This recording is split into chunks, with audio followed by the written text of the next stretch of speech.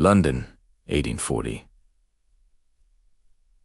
A white ribbon hangs from a door knocker on Church Street, as thin and fragile as a promise. The morning air smells of damp coal and flowers that never quite learned how to bloom in the city of soot. Inside, a bride stands before a borrowed mirror, her veil refusing to lie flat. At noon, she steps outside. A carriage door shuts with the finality of a full stop, and the street politely forgets her name. By evening, a small note is tacked to the door. Ceremony postponed. The next day, her wedding ring turns up in a pawnbroker's tray 3 parishes away. Her new husband. He answers no doors, because he seems to have been an invention. They called them the vanishing brides, not elopers, not widows. Brides who stepped toward the altar and were simply absorbed by the city, like drops of rain realizing they were always part of the river. The newspapers wrote of delicacy. The parish registers left a blank space where a name should be, and the mothers kept a chair at the table unfilled, until the chair itself forgot it ever had a purpose. Before we walk the dark stairs to Bow Street, through the rookeries of St. Giles, and across the bridges where a city rehearses its accidents, make sure you subscribe and tap the bell. Around here, we tell the stories most people would rather forget. And let me know in the comments where you're rewatching from these cold trails run under every modern street. Stay until the end. There is a faint pencil line in a marriage register that turns this from a tale of romance gone wrong into cold, calculated arithmetic. Names are altered.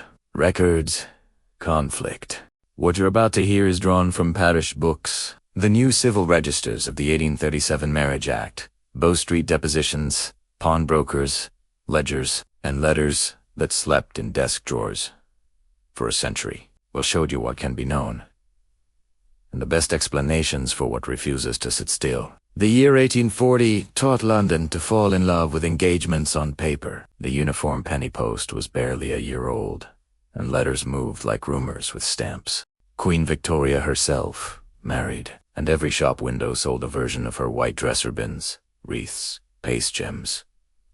Marriage could now be a civil affair. Vows could be spoken in rooms that smelled of ink instead of incense. Respectable introduction agencies began to multiply, arranging courtships the way clerks arrange ledgers. For a fee, any man could be a gentleman with prospects. For a fee, any woman could be of good family with a modest settlement. The city is a machine that eats footsteps and spits out stories. The slums of St. Giles' Rookery pressed against Holborn's respectability like a rib against a lung. The Bow Street police, still young enough to be called an experiment, found its courage. One question at a time.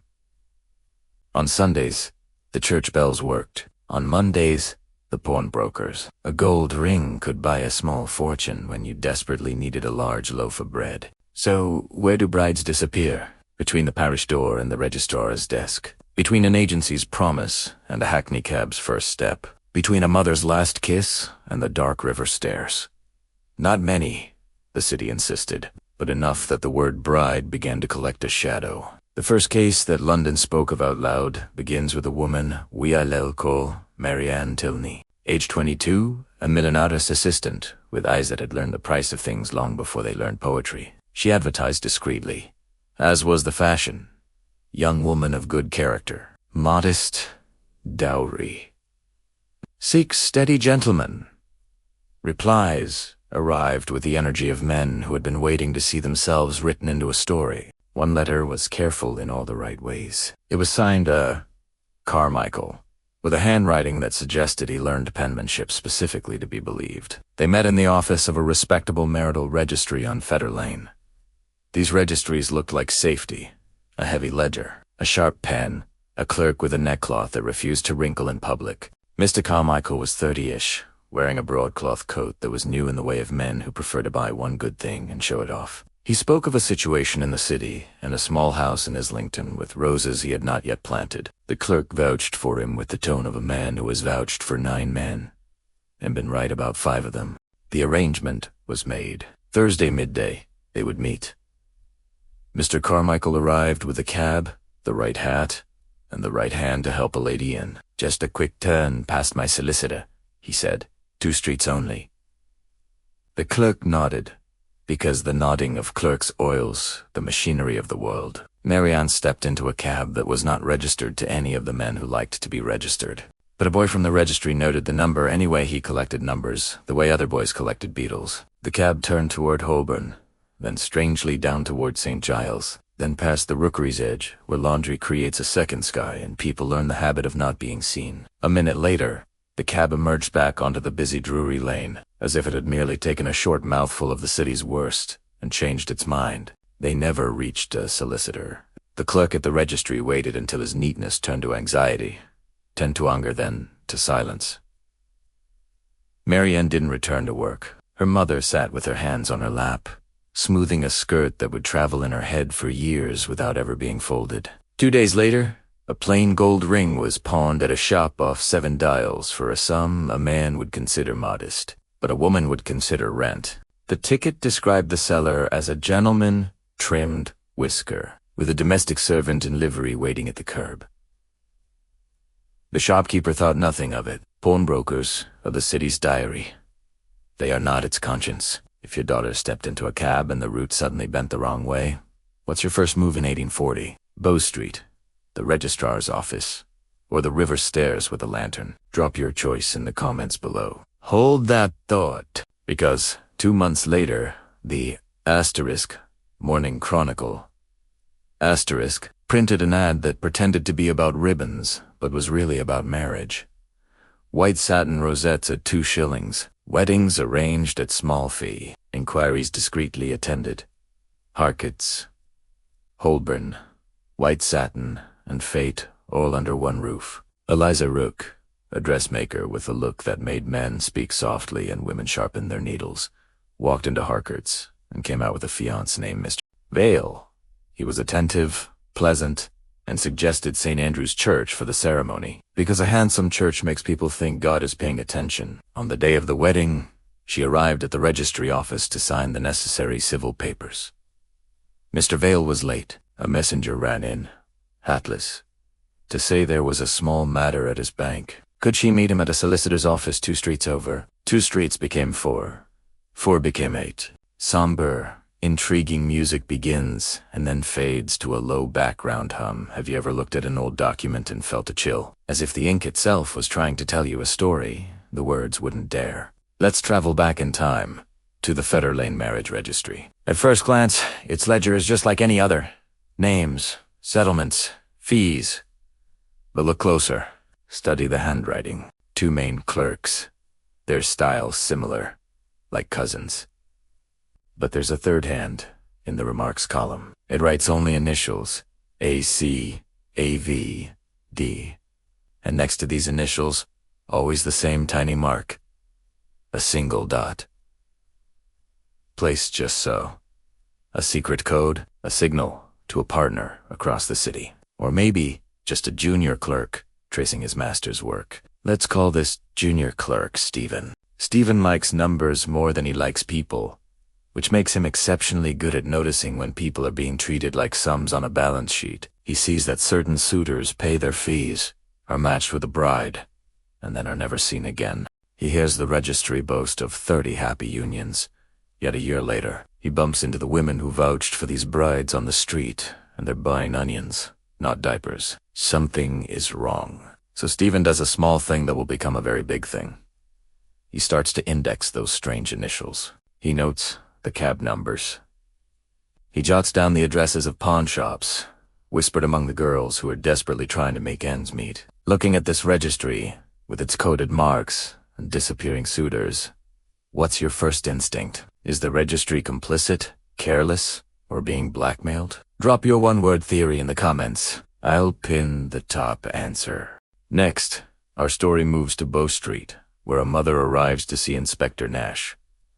She holds a handkerchief packed flat in her glove, a clear signal that this is not a time for tears. It's a time for facts. Nuss is young, but already wary of the romance surrounding his profession. A listens, and he doesn't hear one story of a missing daughter. He hears 3, all with the same chilling skeleton.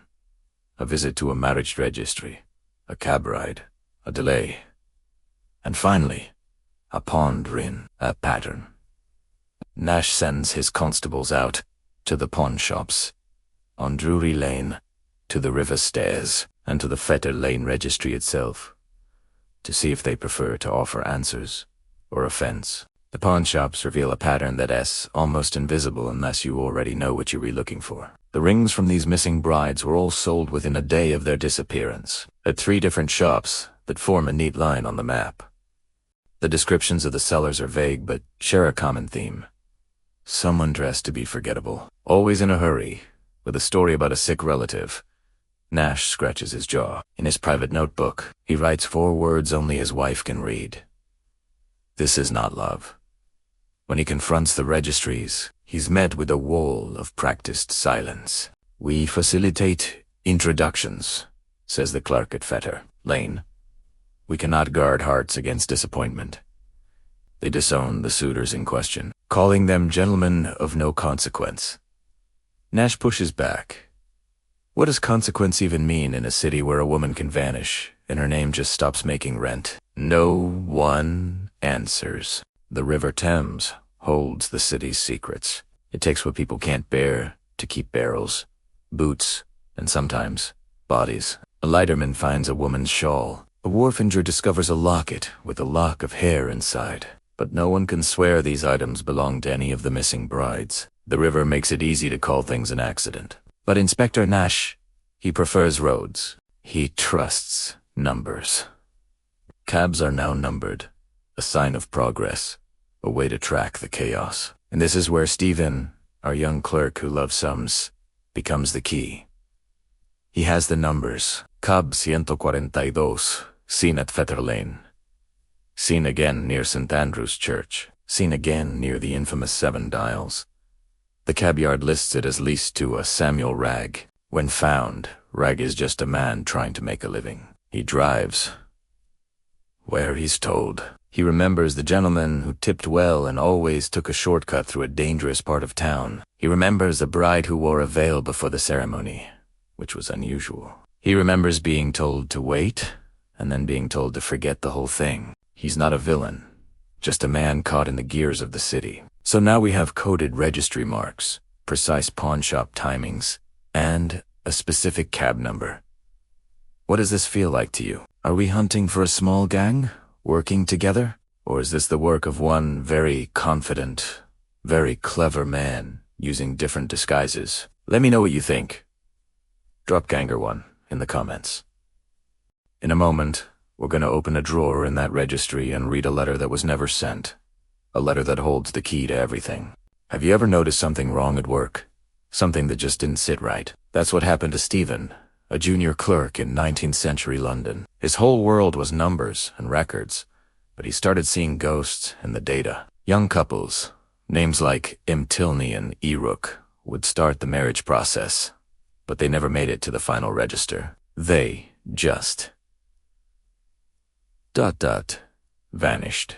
Stephen, bless his detail-oriented heart, wrote to a friend who kept the official marriage books. Have you seen them? He asked. The reply was chilling. Your names do not appear. Something is wrong in your house, Stephen, and you must grow older quickly. That's the kind of advice that makes your blood run cold. Stephen knew he had to do something. He drafted a letter to the police at Bow Street, a letter that took him a week of agonizing to decide whether he had the courage to send. But courage is a tricky thing. Before he could act, his boss, a man named Harcourt, found the letter. Bosses have a way of knowing things, don't they? Harcourt didn't say a word about the missing women. He just handed Stephen an envelope. It wasn't quite a firing, and it certainly wasn't a bribe. It was a warning, paid in cash. Stephen was out of a job, but he made a promise to himself. From now on, he would keep a copy of everything. He was no longer just a clerk. He was a witness. The official hearing was a masterclass in frustration. Inspector Nash laid out the facts, but the magistrate wanted bodies, proof, something tangible. He didn't have any. The women's families were there, mothers and sisters performing patience while their hearts were breaking. The magistrate asked if the women were known to speak to sailors, if they had tendencies to elope. He was looking for any reason to blame the victims, to believe in a runaway bride before believing a crime had been committed. It seemed like another dead end. But then, a small, act of bravery. A pawnbroker, a Mr. Green, discreetly showed Inspector Nash a private ledger. He was an artist of observation. He'd sketched suspicious details. A gentleman's whisker that was just asterisk to asterisk perfect.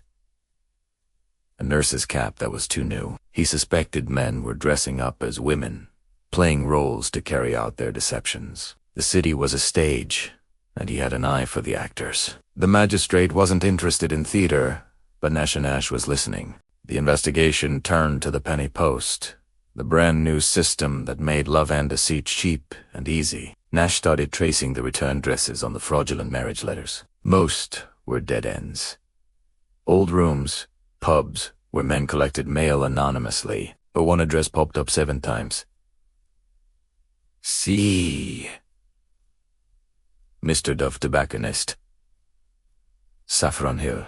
Mr. Dove sold terrible tobacco but excellent excuses. He was a mail drop for gentlemen who didn't want to be found, and he remembered something. He remembered the initials from the marriage registries. More importantly, he remembered a hand that tipped well, a hand that used a seal stamp with a tiny anchor, a man with a sea story who preferred to stay inland. Suddenly, a formula began to emerge, a pattern connecting the registries, specific cab routes, pawn rings, and letters funneled through the tobacconist on Saffron Hill. A web of deceit spun across London. Inspector Nash now has a clear trail and 3 key points of pressure. So, here's a question for you. Detectives, you have the case file. You've got 3 options. What's your first move? Do you stake out the registries to catch them in the act? Do you go after the cab yard foreman to map their movements? Or do you lean hard on the tobacconist, Mr. Dove, who's at the center of their communication? Comment below. Registries. Cabs. Or tobacanes. I want to see your plans, and I'll pin the most brilliant strategy to the top. Have you ever heard of the Ghost Brides of London? It's a chilling tale, not from a penny dreadful, but pieced together from the city's hidden whispers. Our story begins with a maid. We'll call her Jane. She finds her way to an investigator named Nash, not through official channels, but through the swift, informal network of women who see and hear everything. Jane used to work in a house on Parker's Row, the kind of place where a gentleman could disappear for a day or 2. After one such guest departed, she was scrubbing the floor and found a rope ladder tucked under the bed. Strange, right? But that wasn't all. She also discovered half a bottle of laudanum, a powerful opiate, a vial of a dubious tonic, and a sinister, hand-shaped stain on the bedspread. What she didn't find was the bride who was supposed to have been there. Jane explains that the house has a back exit, leading through a yard and a narrow passage to another street entirely. It's a perfect setup for a quiet escape, a way to move someone unseen. Nash walks this route himself, feeling the shape of a sinister plan forming under his feet. He imagines it. A cab ride, a drugged drink, a sleep too deep to be natural, and a woman whisked away under a veil. Her ring is pawned, and she vanishes, perhaps to the river, perhaps onto the road, gone forever. But this raises the most important question. Where are the brides? All these clues point to a disappearance, but not to a destination. Rumors lead Nash to a woman in Lambeth, one who takes in confined girls. This is baby farming, a gentle name for a brutal trade. The woman opens her door with a practiced, professional smile. "We keep no brides here," she says, and in her own twisted way, she's telling the truth. She doesn't deal with the beginning of these dark transactions, but the consequences the babies born from broken engagements. She admits to knowing a man with a distinctive blue ring who sells her jewelry when times are tough, but she won't give up his name. She and this man are part of a sickening cycle. Broken promises lead to unwanted infants. These infants are traded for money. The money is used to buy more rings, and the rings are used to make new promises to new, unsuspecting women. The whole system feeds itself a perpetual motion machine of misery. So, where does that leave the brides? Are they dead? Have they been sent abroad? Or are they living new lives just a few streets away, their identities erased? For a moment, a clue seems to point overseas, thanks to an investigator named Stephen, who obsessively makes copies of everything. A ship's manifest surfaces from the West India docks. It lists passengers on a vessel ominously named Mercy, bound for a distant colony. Among the passengers are women listed only by their initials and professions: MT seamstress, ER, domestic, SM nurse. No surname. The clerk who wrote this ledger was clearly paid to be discreet. Could these be the missing brides? Indentured servitude was often just a respectable name for a different kind of bondage. It's tempting to imagine these women finding a new life, however difficult. But the truth is likely far uglier. Imagine a terrified woman, convinced she is ruined. London in those days was merciless to so-called ruined women. Then a man appears, offering a fresh start, a new life, in a new land. He speaks softly, promising marriage and security. But his promises are as empty as his heart. He escorts her all the way to the docks. But at the gangplank, he vanishes. The passage is already paid for, the papers are in his pocket, and a ring is back in his palm. A guardian then presents the woman to the ship's captain, who cares only for the number of bodies, not their stories. The cycle is complete. The man is free to find his next victim, with a familiar ring in hand. And the woman? She's just cargo now. Her future stolen, her name erased, becoming another one of London's ghost brides. It's a haunting reminder of the dark economies that thrived in the shadows of a great city. What do you think happened to most of them? The constable trips over a hinge disguised as rot while chasing a boy who's chasing an apple. And just like that, a hidden door is revealed. Arman, Nash, and two of his bronzed constables pry it open. In the cellar below, they find no bodies. But something just as chilling: bottles of laudanum and ether, tools, train tickets, and a ledger. The initials in this ledger match a list from a previous case. They also find 2 dresses with apprentice-level stitches and a bridal valdekind. A mother allows, holding on to hope, a fabric that always looks better in the shadows. A small, handwritten note says, "Sally, be sure to send the ring to Green fast. We've met Green. He's a pawnbroker." But who is Sally? She's the kind of woman who hasn't needed a last name for years, living by rules, invented by men who break them. The trail leads Nash to the parish books of St. Andrew's, Holborner, place where secrets wait on paper. On a page from May, a curious note in pencil always. Pay attention to pencilese. Scrawled in the margin, it reads, "Bride present, groom absent, fee paid, license shown yesterday."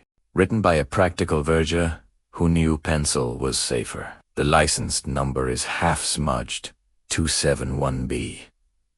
But the surrogate's book shows a different number for the same names on the same day. Someone paid twice, hoping the second payment would act like a real wedding. So, you're Nash. You have the ledger, the cellar, the double-paid license. Who do you arrest first? Harcourt, the cabman, the tobacconist, or Sally? Drop your choice in the comments and explain your reasoning. I'll pin the best plan. Nash decides to lean on the tobacconist, Mr. Dove, because men who deal in secret letters hate being left alone with their thoughts. And sure enough, with a little pressure on his cash register, Dove talks. He reveals an appointment.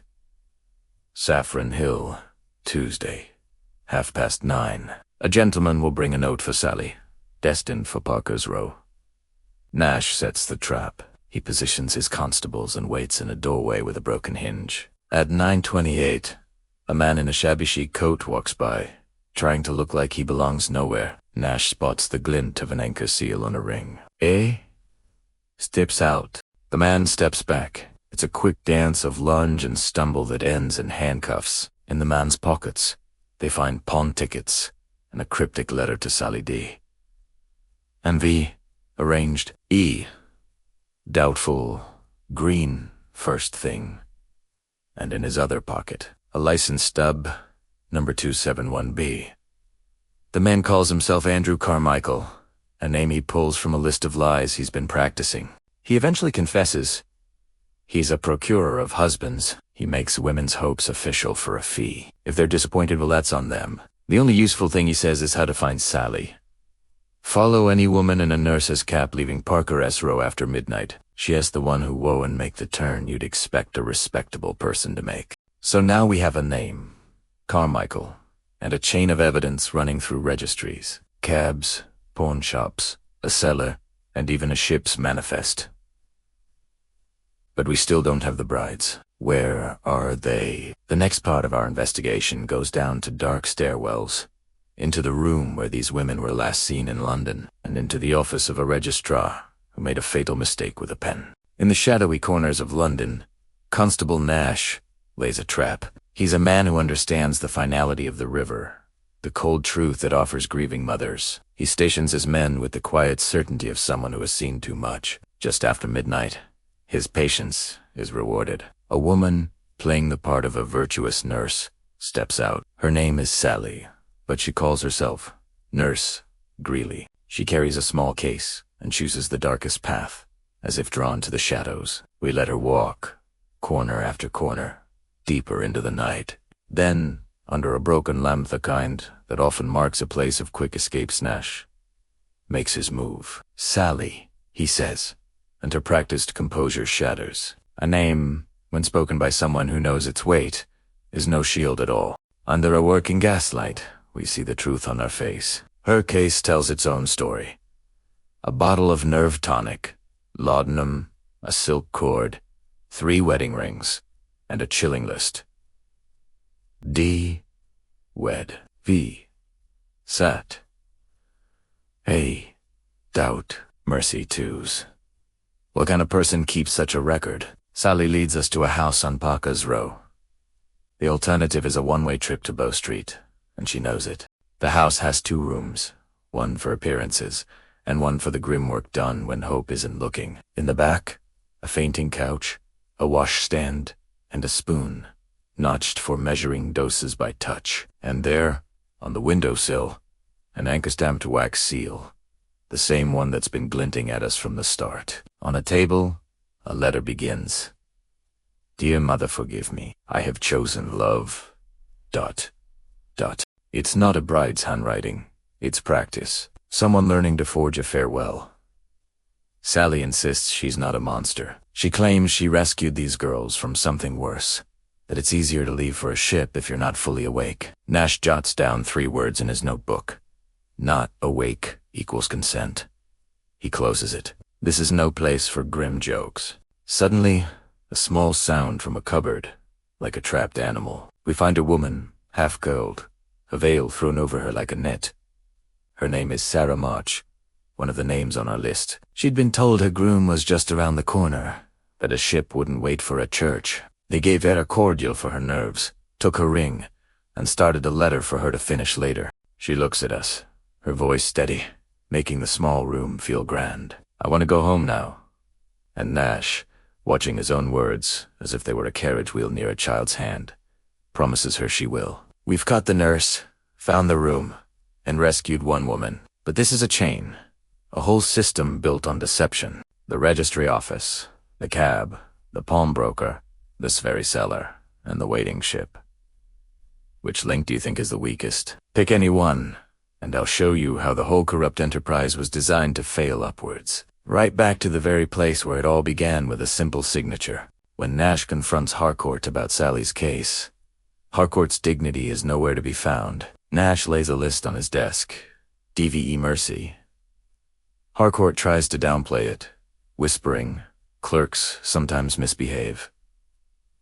But Nash pushes back. Do clerks also learn to forge anchor stamps and duplicate license numbers? Reluctantly, Harcourt opens a drawer he'd hoped to keep shut forever. Inside, a damning collection. License stubs, duplicates, a small stamp for adding flourishes to wax seals. The surrogate's license number appears twice on the same day for different couples, and in the margins, in a handwriting that isn't Stevens or Harcourt's, are strange initials. A third man, clearly. Tucked beneath the stubs is a folded receipt from a shipping agent at the West India Docks Harper and Vale. The name feels vaguely familiar, like a friend you never really liked. The receipt notes fees for passage to Messafi Malno. Surname secure. That word, secure, holds one meaning for a ship, and a much darker one for a mother. Nash arrests Harcourt. For conspiracy, forgery, and aiding in unlawful conveyance. Harcourt insists he merely facilitated introductions.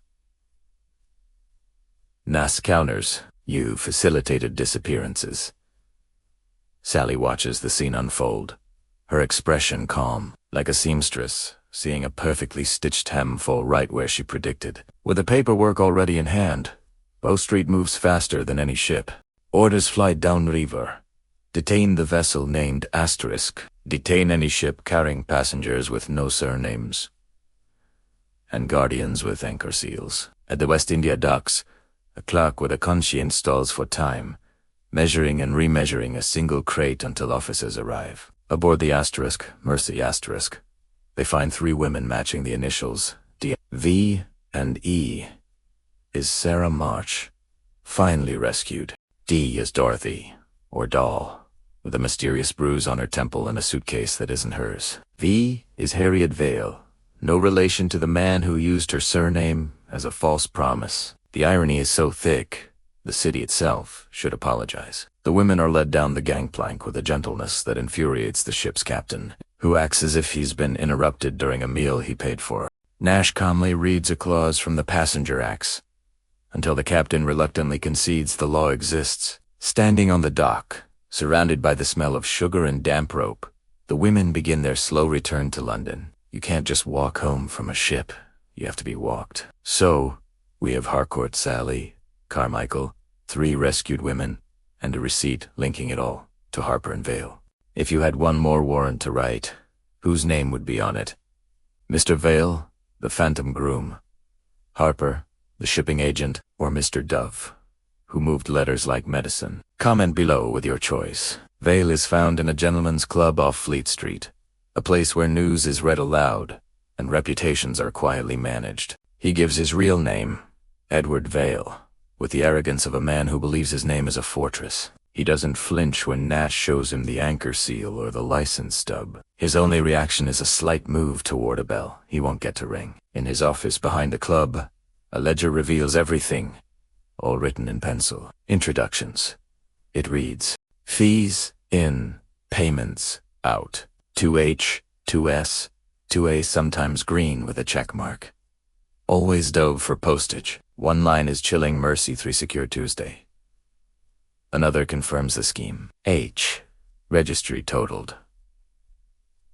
In a drawer, a list of license numbers in Harcourt's handwriting sits next to another list of initials, written in that same slanting script that taught the registry to become a trap.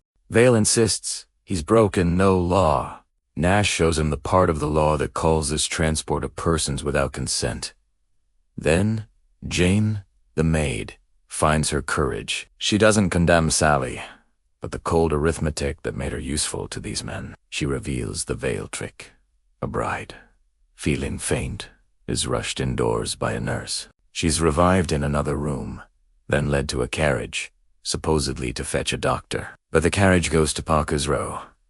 A tonic laced with laudanum, a forged letter, a pondrine, and a trip to the docks at dusk. Jane names one more location, a back room of a print shop near Ludgate Hill, where letters were expertly forged. Forgive me. Do not follow. I am happy. Phrases twisted to sound genuine.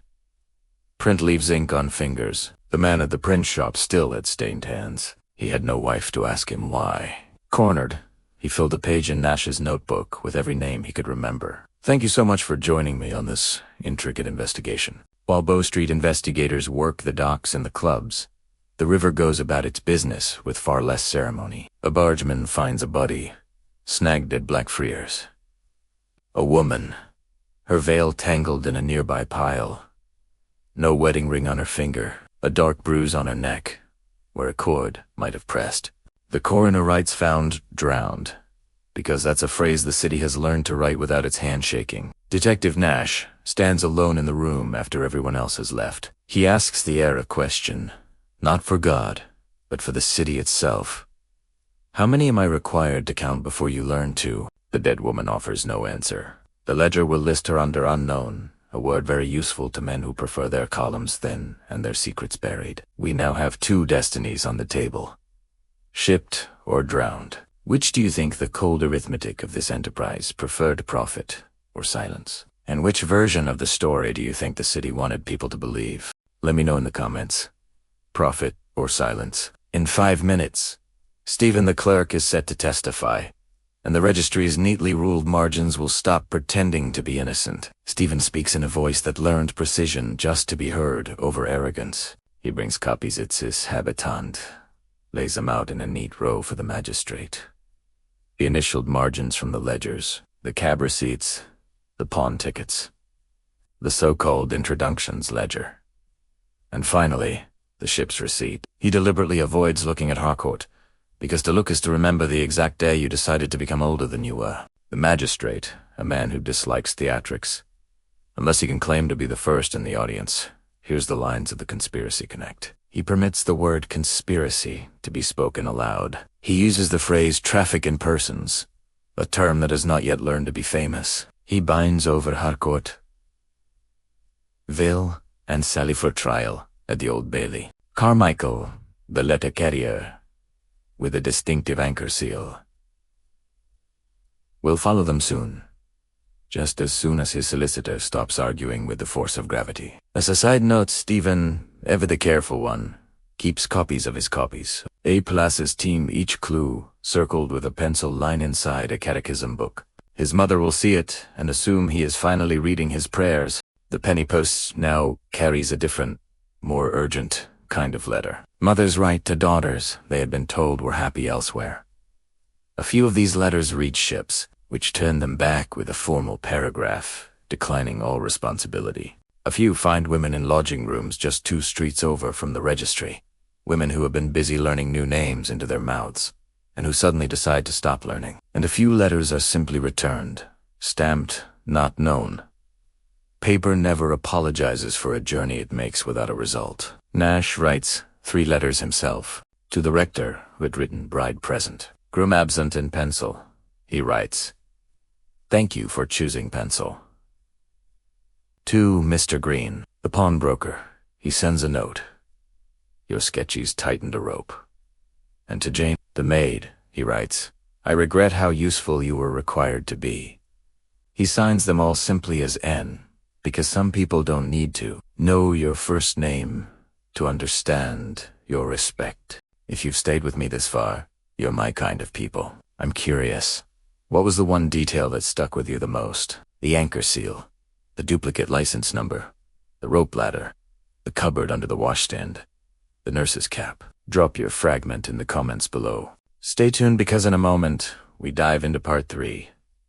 The Old Bailey. Try all the brides who come forward to testify a verdict that pleases far fewer people than it should, and an ending that absolutely refuses to be tidy. The courtroom at the Old Bailey prefers its charges, neat and tidy. But the facts of this case were anything but. The indictment against a man named Drew was a messy tangle. Conspiracy to defraud, obtaining money by false pretenses, and the abduction of women under the guise of placements. The word trafficking hadn't yet found its voice in these hallowed halls. It was still learning to walk in the streets outside. One by one, the witnesses built the case. A pawnbroker, Green, presented sketches of a distinctive ring. Sally, one of the victims, showed her ledger, its pages filled with initials and the names of distant ports. A surgeon from St. Bartholomew's Hospital testified that the tonic found in the bottles Drew used would be strong enough to sedate a horse. Then came the turning point.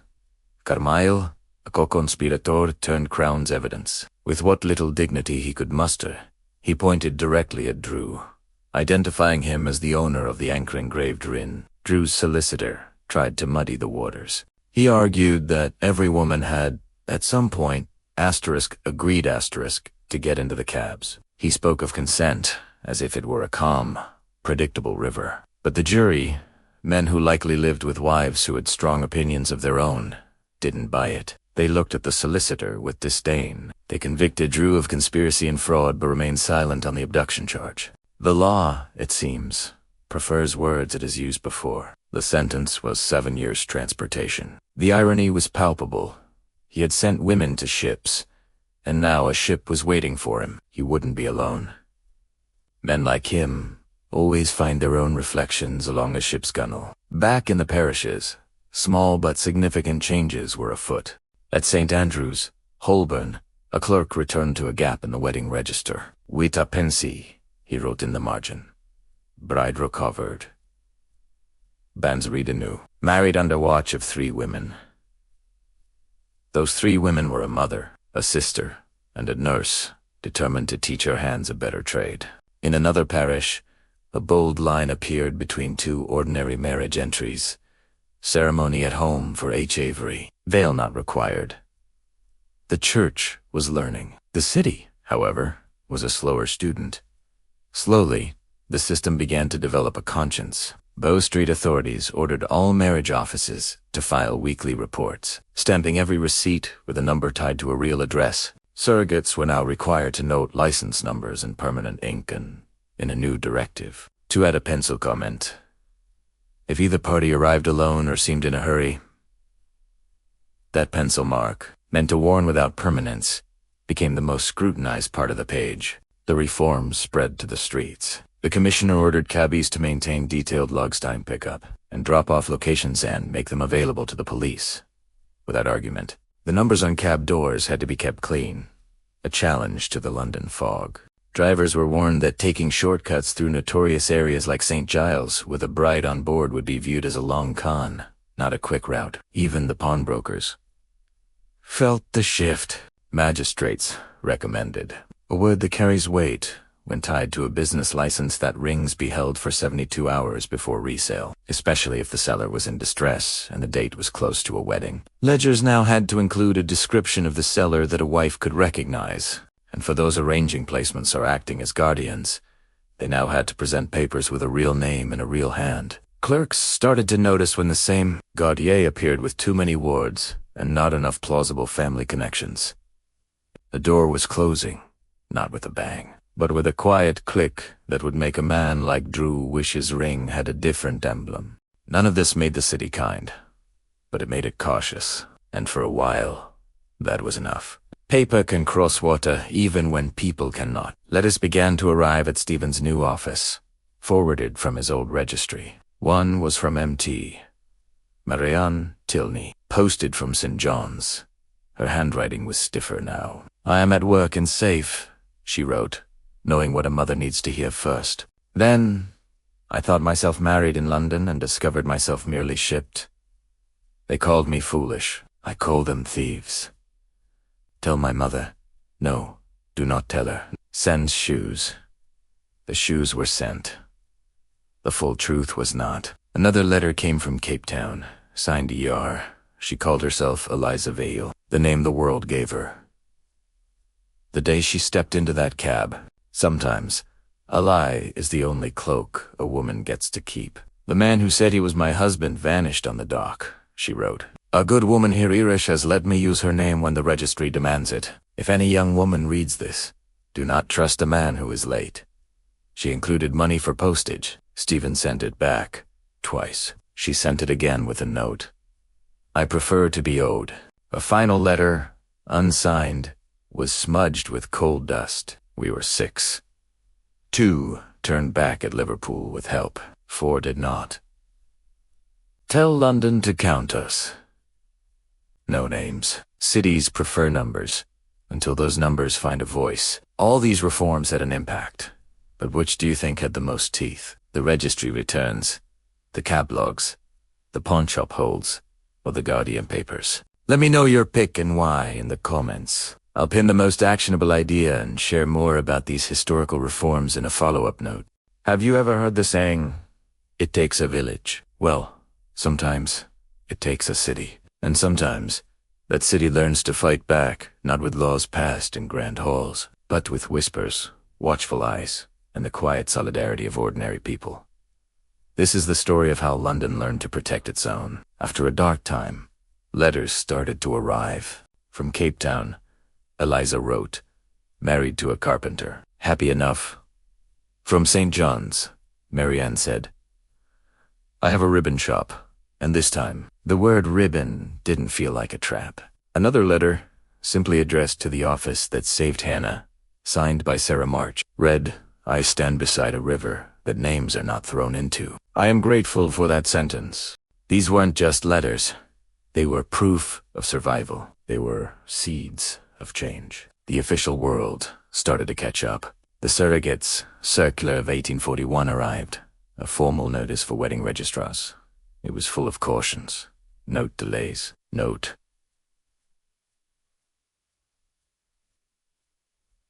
Parties who arrive at party. Note cab numbers. When a bride is unattended, it even mentioned a polite word, intoxicated, which everyone knew was code for laudanum and terror. And then, a curious instruction. Pencil may be used for marginal cautions. This small line sparked a revolution of suspicion. A registrar would show it to his apprentice, tapping the line as if striking flint. Parish vergers developed a new habit. When a bride showed up for a rehearsal alone, a tiny pencil cross would appear in the margin of the register. If a groom arrived later with a flimsy excuse about a bank matter, that cross would gain a tail, becoming a small dagger, a silent warning aimed at the entry. The ink was for the official vows, but the pencil learned to be suspicion itself. This wasn't something you could legislate. This was knowledge passed on like a precious family recipe. The three-woman rule took root, not in Parliament, but in kitchens and vestries. No bride would walk to a wedding registration without three women by her side. Her mother, her sister, a neighbor. They would sit patiently when the man promised a quick errand, and they would not move an inch when his cab door opened. Even the city's arteries, its streets, began to tighten. At the cab yards, a small sign appeared. Routes taken to be logged on request of constable. Everyone knew request was a joke. You could hear the teeth in the word. A driver who favored a shady shortcut might find his cab number painted over by morning. His horse, mysteriously knowing a different route home. Pawnbrokers, too, joined this silent network. They'd take a few extra seconds to ask a groom, "When is the wedding?" and note the answer, making little sketches of men whose whiskers were too perfect or whose cuffs were too clean. And it worked. Years later, in 1847, a new group of criminals tried to imitate the old crimes. They chose their target poorly, a seamstress named Mercy. But Mercy's aunt was a verger who knew the Penstagar trick, and her sister had learned to read a policeman's impatience as a kindness. Mercy arrived with her three-woman guard. When the men gave their speech and offered the laudanum, her aunt calmly poured it into a potted fern. When they tried the bank errand excuse, Mercy's sister quoted the surrogate's circular back to them in a voice firm enough for Parliament. The cabman's number was already noted. The cellar they'd prepared was found, holding nothing but a few veils and an empty ledger. The arrest wasn't dramatic. The constable's report was almost bored. Men seized. Women went home. Laudanum poured away. But this was a victory disguised as a small day. It was the sound of a city that had learned to recognize a monster, even when it wore new clothes. It was the triumph of quiet courage, shared knowledge, and a community that simply refused to let it happen again. Have you ever wondered what lies beneath the glossy surface of history? Let's travel back to 1851 London. The Great Exhibition is in full swing, and the magnificent Crystal Palace glitters, a symbol of progress, but in its shadow, a darker trade is booming. Newspapers advertise a matrimonial bazaar, agencies promising introductions of a superior class. Some are innocent enough, but others smell of danger, like old cellars under new gaslight. One particularly notorious agency is run by a Mr. Beverley. He sells correspondence men who mail letters full of false hope and collect fees in person. He insists on respectability, yet sends vulnerable women to meet suitors at inns where rooms are rented by the hour. A seasoned officer from Bow Street, a man named Nash, sees right through the charade. He confronts Beverley, warning him, "If a woman vanishes from here, I will take your fixtures and your freedom together." Then there's Kellett, a ship owner who advertises colonial marriages. He promises beautiful wedding outfits on credit and runs. His office with a direct line to the docks. Young women, often accompanied by fake guardians, sign papers they do understand, and find themselves on a ship bound for a new life they never chose. Just 2 days later, the system is corrupt, and when authorities start to notice, the criminals just adapt, shifting their scams to housemaid postings in Dublin. The city sighs, but the danger remains. The old guard eventually moves on. Nas retires, not with a hero's farewell, but to a quiet job, counting barrels in a warehouse. He spends his Sundays walking by the river, forever watching for signs of the old evil. But the fight isn't over. A new generation takes up the cause. Stephen, a registrar, becomes known for his sharp intuition, scaring off dishonest men. He keeps letters from the brides he helped save tucked away like lucky charms. And Sally, once a victim herself, finds a new purpose. She becomes a midwife, a trusted figure who helps bring new life into the world. A stark contrast to the disappearances she once witnessed. On her shelf, she keeps a small ledger of initials, a quiet memorial to the Losta flag at Hop. A sentry might love simple morals, but this one doesn't offer many. If you had to write one rule, 10 words or fewer, on the inside of a registry door to save these women, what would it be? Let me know in the comments. I'll pin the one I think would have been most effective. The cycle, however, continues. In 1862, 2 brides vanish within 2 weeks. The first, after her rehearsal dinner.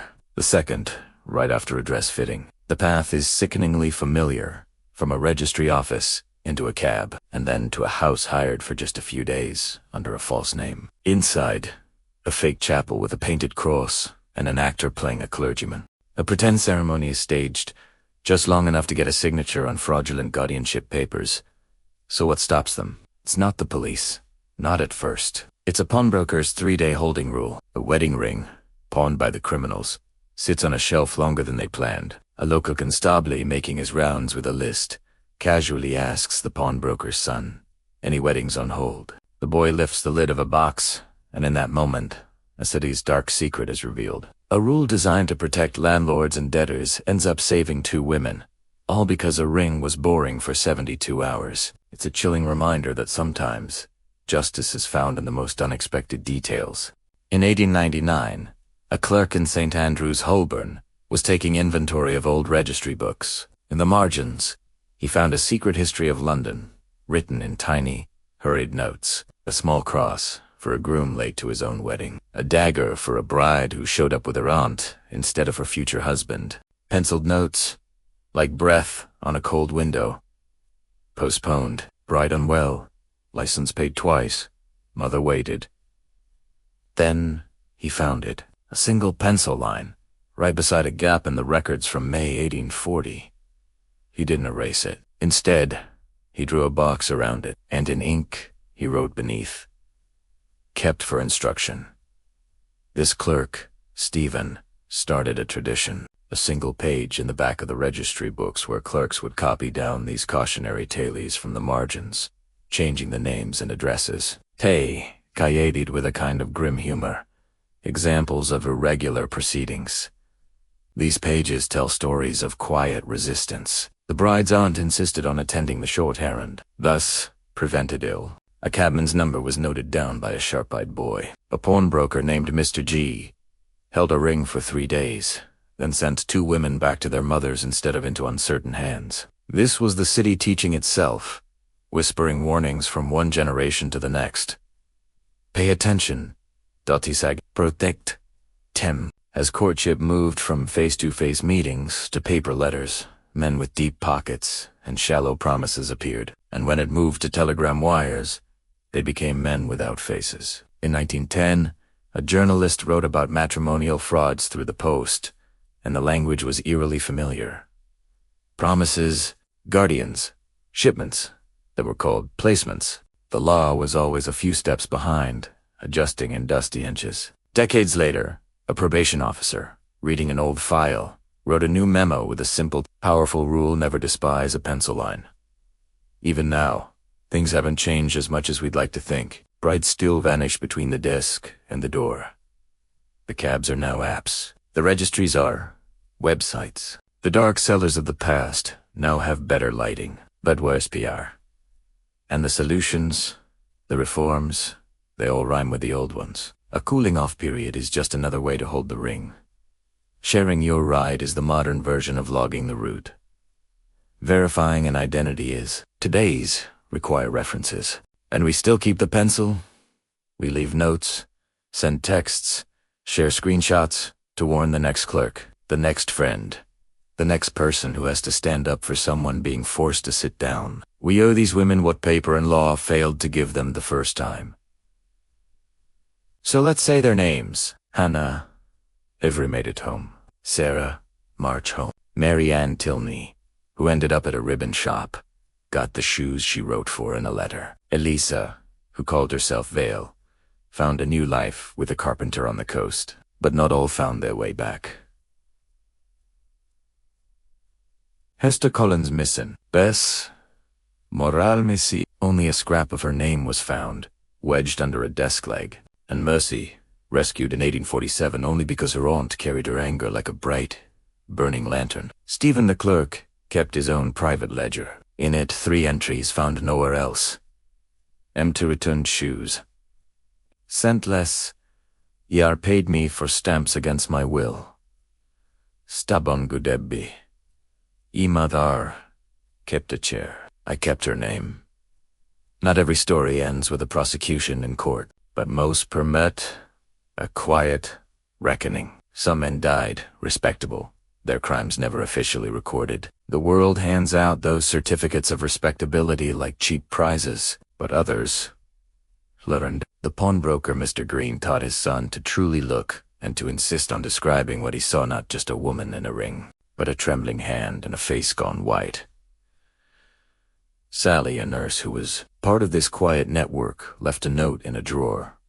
It read, I thought I was helping them not to be frightened. I was helping men not to be frightened of themselves. There's more penance in that single line than in 100 court sentences. Even a villain's walking stick tells a story. The man who orchestrated many of these schemes, Nash's walking stick was sold for $1 after he died. A boy bought it. The end de la small nick, maybe from a river stone or a door frame, felt like a tally mark. Men saved. 2. Men caught.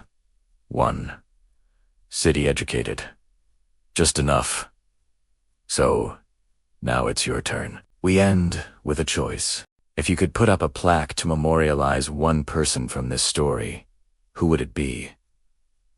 Stephen, the clerk who started it all. Sally, the nurse, with her profound regret. Mr. Green, the observant pawnbroker.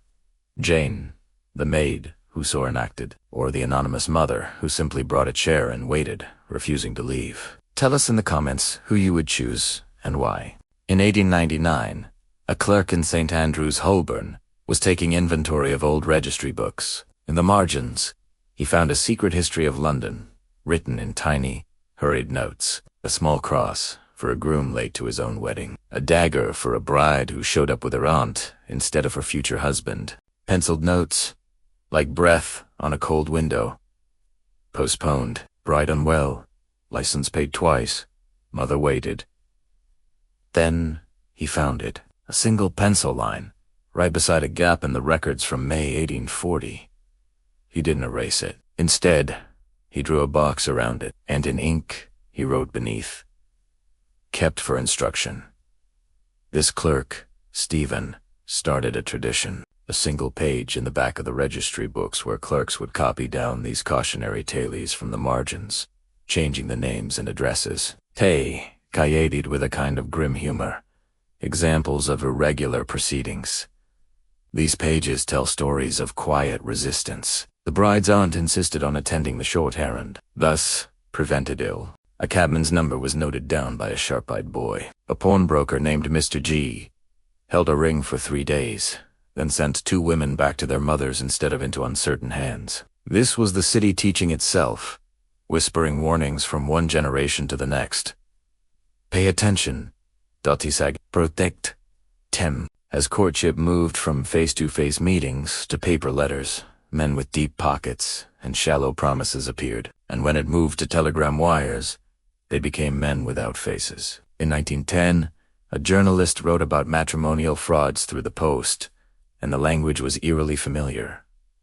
Promises, guardians, shipments that were called placements. The law was always a few steps behind, adjusting in dusty inches. Decades later, a probation officer, reading an old file, wrote a new memo with a simple, powerful rule: never despise a pencil line. Even now, Things haven't changed as much as we'd like to think. Brides still vanish between the desk and the door. The cabs are now apps. The registries are websites. The dark cellars of the past now have better lighting, but worse PR. And the solutions, the reforms, they all rhyme with the old ones. A cooling-off period is just another way to hold the ring. Sharing your ride is the modern version of logging the route. Verifying an identity is. Today's require references. And we still keep the pencil. We leave notes, send texts, share screenshots to warn the next clerk, the next friend, the next person who has to stand up for someone being forced to sit down. We owe these women what paper and law failed to give them the first time. So let's say their names. Hannah, Avery made it home.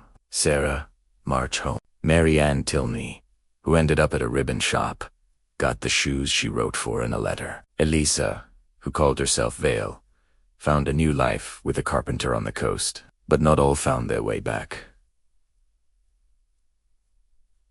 Hester Collins missing. Bess, Moral Missy. Only a scrap of her name was found, wedged under a desk leg. And Mercy, rescued in 1847 only because her aunt carried her anger like a bright, burning lantern. Stephen the clerk kept his own private ledger. In it, 3 entries found nowhere else.